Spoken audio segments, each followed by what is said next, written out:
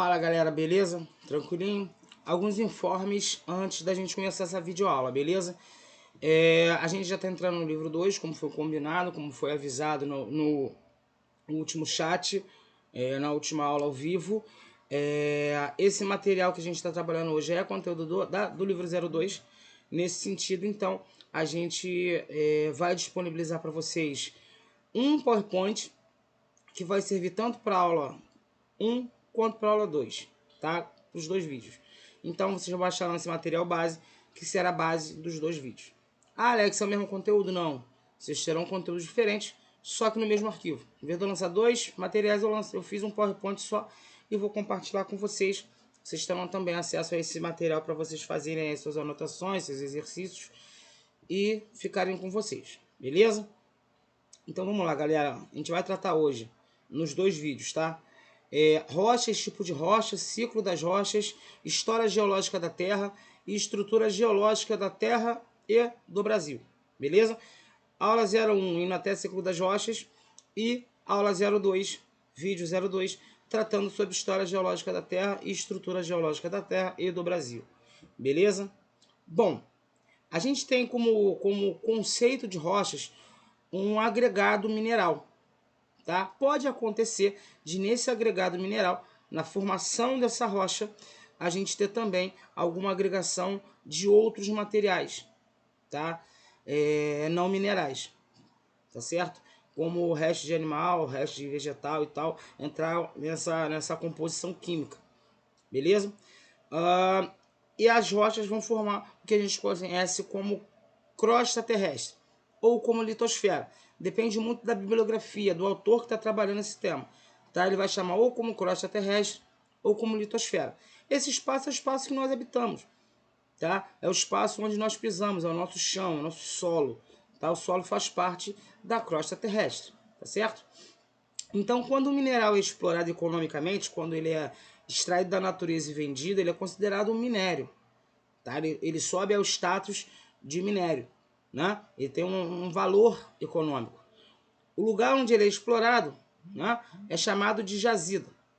Beleza? Jazida é o lugar onde o minério é extraído para ser comercializado, extraído in natura. Beleza? E a atividade que trabalha nas jazidas, que trabalha na extração desses minérios, chama-se mineração. Atividade econômica do setor primário, beleza? Show? Bom, quanto aos tipos de rocha, a gente vai ter basicamente três tipos de rocha.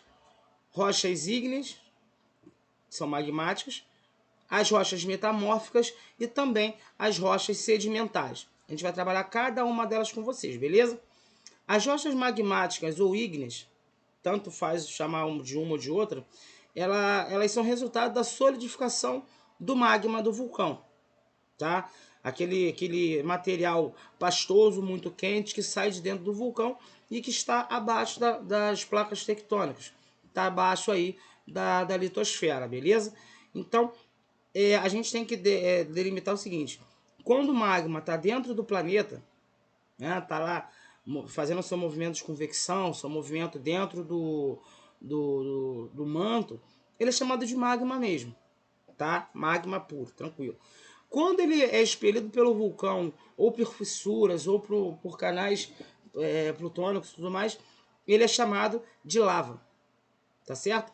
Essa lava, ela vai gerar rochas, ela vai solidificar, ela vai resfriar e vai ficar muito dura.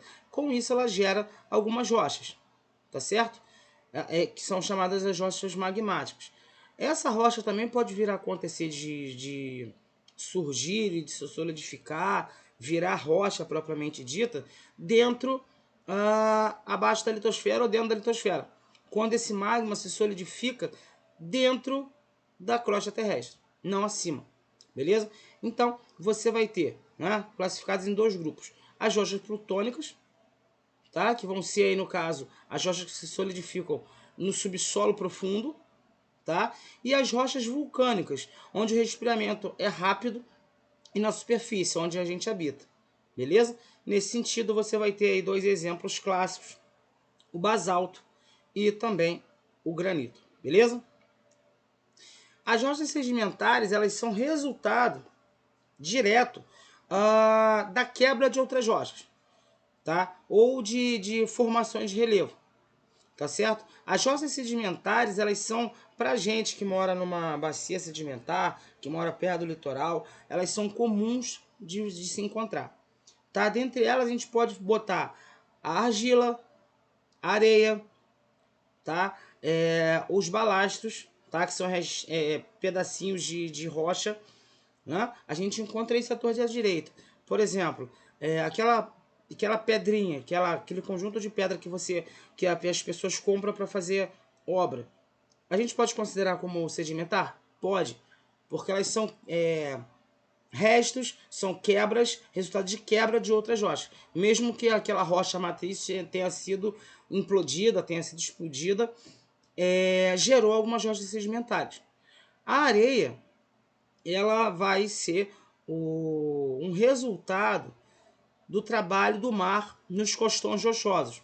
Por exemplo, a gente pensando em Maricá, a gente vai ter, no caso, a formação da areia, principalmente dos nossos costões rochosos em Ponta Negra, aquele paredão rochoso que tem na praia, né? E também em Itaipuaçu, tá? Lá na Pedra do Elefante e tudo mais. Então, assim, o mar vai batendo ali, vai sedimentando aqueles costões rochosos, tá? E esses costões rochosos, ao longo do tempo, vão gerando sedimentos cada vez menores, tá? Que no caso é areia.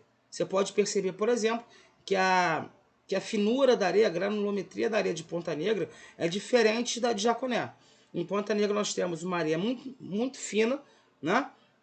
E em Jaconé nós temos uma areia grossa, igual um sal grosso. Tá? Isso nos mostra, por exemplo, pelo estudo de rochas, mas só de olhar que a praia de Jaconé é uma praia mais nova, mais recente do que a praia de Ponta Negra. Mas, Alex, o que gera isso? O que traz de informação pra gente? Bom, é só raciocinar. Tipo assim, em Jaconé, a areia ainda não deu tempo, ainda não teve tempo de ser afinada, vamos falar assim. Tá? Então ela ainda está num estágio meio bruto. Em Ponta Negra já é o contrário.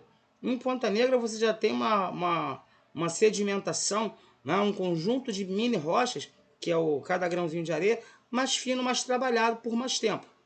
Nós temos praias pelo mundo que, em vez de ter areia, tem pedras, propriamente ditas. Essas são praias ultra novas, ultra recentes. Tá? Na imagem a gente tem os 3 tipos de rocha, argila, areia e balastros, que vão dar aí origem posteriormente ao argilito, ao arenito e aos conglomerados. E na imagem de baixo a gente tem uma sedimentação um projeto de deposição de sedimentos que gerou um costão sedimentar, beleza? Ou mais conhecido também como bacia sedimentar ou depósito sedimentar, beleza? Bacia sedimentar, no caso, seria um conjunto, uma área onde ocorre a sedimentação, onde ocorre o depósito de rochas sedimentares e de solos sedimentares, beleza? As rochas metamórficas, elas já têm elas não surgem do nada, tá? Elas vão ser rochas já existentes, tá? Que com trabalho de pressão, de alta pressão, de alta temperatura, mudam a sua estrutura. É importante a gente destacar isso. Elas mudam a sua estrutura, a organização do minério. O material mineral dela não vai ser modificado. Se ela é feita, por exemplo, de areia, ela vai virar um arenito. Ela vai continuar sendo de areia. Só que agora a estrutura, a organização mineral dela vai ser modificada. Ela vai ficar mais dura, por exemplo. Só isso. Mas vai continuar sendo feita de areia. Na imagem que a gente tem o granito, que é uma rocha magmática, beleza? Em algum momento ele vai sofrer uma alta pressão e uma alta temperatura. E olha como a organização, ele vai gerar o gneiss, que é uma rocha metamórfica, tá? Então, você percebe que a organização mineral muda. Na primeira imagem, nós temos uma rocha mais pontilhada, tá? E na segunda imagem, dentro das rochas metamórficas, no gneiss, nós temos uma rocha mais linear. Continua sendo a mesma composição química e mineral? Sim, só mudou a organização, beleza? Aqui no Círculo das Rochas, a gente vai ter uma imagem, tá? Que é um pouquinho complicada, mas dá para entender. O que acontece? O ciclo das rochas, tudo começa. Por que o vulcão ativo está na parte de cima? Que é a partir dele que surge a base, que surgem as primeiras rochas, tá? Que são as rochas magmáticas, beleza? Essas rochas magmáticas, elas vão sofrer um processo metamórfico, como o granito sofreu, para se transformar no gneiss, tá? Ou vão sofrer um processo de quebra, de sedimentação. Elas vão quebrar e vão gerar rochas sedimentares, como areia, por exemplo, tá? Nesse sentido desses sedimentos, a metamórfica também sofre processo de sedimentação. Ela também está sujeita